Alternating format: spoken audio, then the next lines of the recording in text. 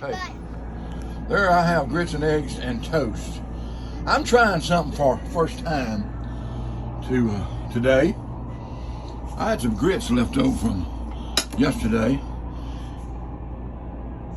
So I just put some of them in the microwave oven and just warmed them up. So I'm having leftover grits for breakfast this morning. I done tasted them, and they pretty good. They look good, and they taste good. Ain't nothing wrong with leftover grits. I got it. That's leftover grits right there. Oh, they good.